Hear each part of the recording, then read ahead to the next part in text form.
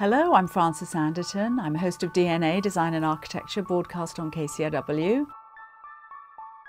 I was born, I think, to an interest in architecture, in as much as I grew up with parents who were very interested in architecture. Specifically, my father was trained as an artist, not as an architect. However, he absolutely had a passion for buildings. And as a very small child, we moved to a city called Bath, which is a famous Georgian neoclassical city. And he worked on the makeover of many Georgian buildings in Bath. He made over the buildings as we were living in them, so I always lived on a building site. I grew up steeped in an understanding that one's environment matters. While I grew up in this environment of neoclassical architecture, which is quite beautiful and from which one learns some very useful lessons about proportion and about creating a sort of narrative journey through space, what really excited me was modern architecture. And in fact, one of the galvanizing trips of my life was when my father took us to Paris when I was a young teenager, and we went to the Pompidou Center, and getting on that escalator and ascending up through old Paris on the outside of that building as a kind of plug-in machine, a machine that was plugged into the city, was truly an incredible experience to me. When I went off to university, for a bunch of reasons, I decided that I would study art history and French. However, it quickly became clear to me that I did not want to be in the environment of old Renaissance oil paintings, that I really was interested in new buildings and the city. And so I transferred over into the Bartlett.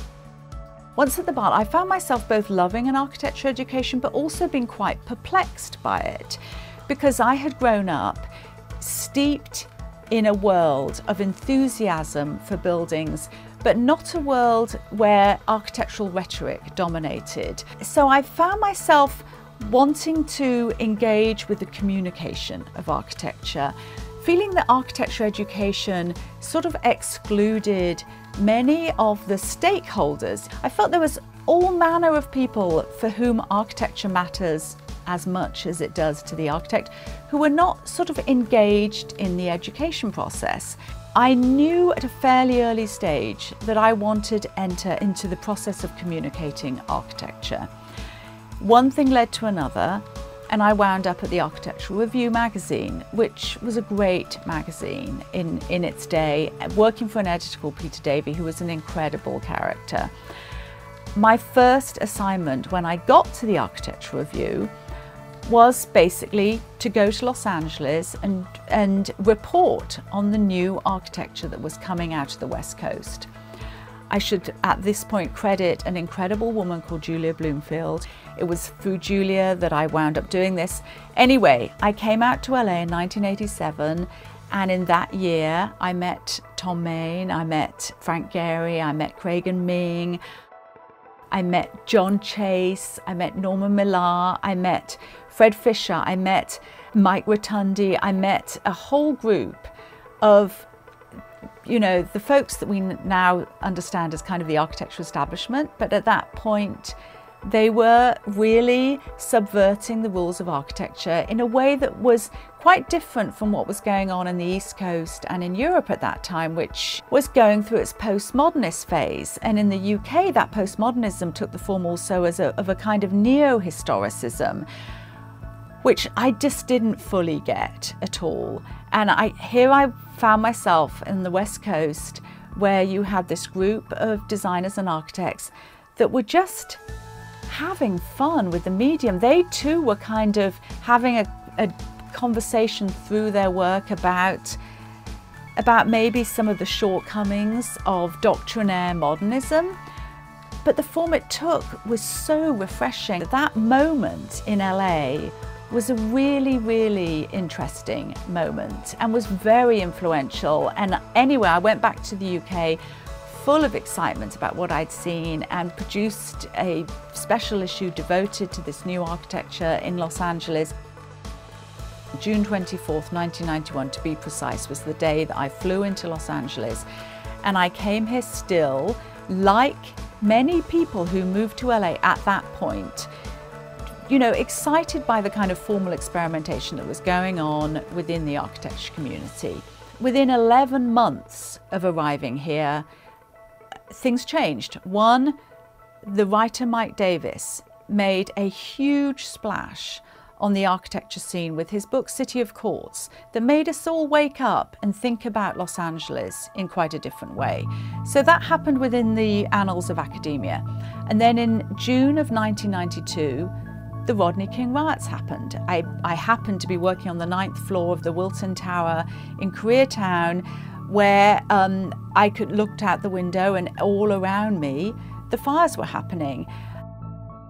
Following that cataclysmic event, I, along with I think many other people engaged with architecture, had a serious wake-up call. We woke up to the fact that to see architecture purely as a realm for formal experimentation was simply limited. That here we were in this environment that on the one hand did permit a thrilling experimentation, but on the other hand was seriously challenged in so many ways in terms of its economic structure, race relations, all sorts of equity issues, and those manifested themselves in a whole bunch of urban problems. So for me, as for many other people, I think this is a moment of tremendous education, and we were galvanized, I think, to really kind of review the way we engaged with the city. Almost immediately after the civil unrest, a program started at KCRW called Which Way LA, hosted by Warren Olney. He was a seasoned journalist, tremendous reputation, many years of experience. He was brought in to go on air for maybe a few days and talk about various voices across the city, sort of what happened, what caused this massive upheaval, this massive unrest, what were the underlying causes. Well, this show extended far beyond a few days. It went to a few weeks, it went to a few months, and then it became an institution within LA, and it ran for years and years and years. And I heard this show back in the early 90s, and I thought, this program is having a discussion about the city in a way that is so different than the dialogue that's happening within the architecture community. And at that point, I resolved to get involved with this program. I wanted to be part of that discussion. I just wanted to understand what made the city work. What were the levers of power? How did the urban form emerge relative to the sort of social and economic conditions? So I carried on working in the realm of writing about architecture. I was corresponding for the New York Times about design on the West Coast, still doing the sort of straightforward design stories. But meanwhile, I started volunteering at KCRW for Warren Olney. And one thing led to another, and I wound up becoming one of his producers. So the years of working with Warren on Which Way LA were like a masterclass in policy and politics and journalism. Working with Warren has been an incredible gift, and education. And I went into it because I wanted to understand other ways in which the urban form was produced. However, in the process of working on Which Way LA and then subsequently our national program To The Point, I learned another dimension to this whole story, which was that in so many policy areas which do have a physical manifestation, there is very little regard given to the role of designers and architects.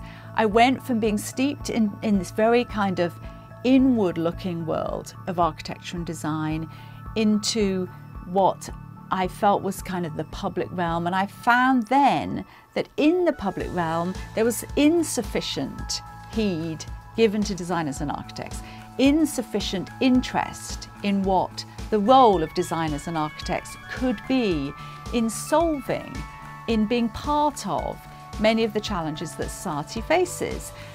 And in fact, on many, many occasions, we produced programs which touched upon physical issues, say the school system or the prison system. And so often what the role of the architect in that conversation might be was neglected.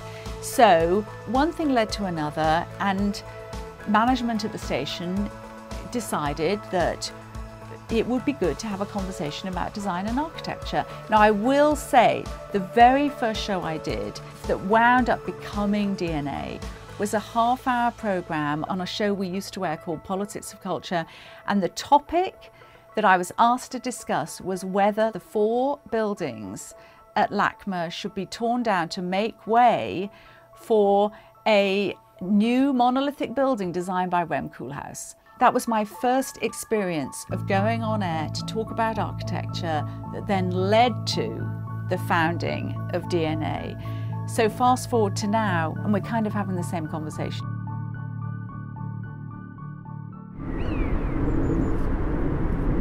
Δεχάμενος που τα σκάφη να σκέφτεται από δύο σε περίπτωση. Δεν μπορεί να χρησιμοποιήσει αυτό το κόσμο.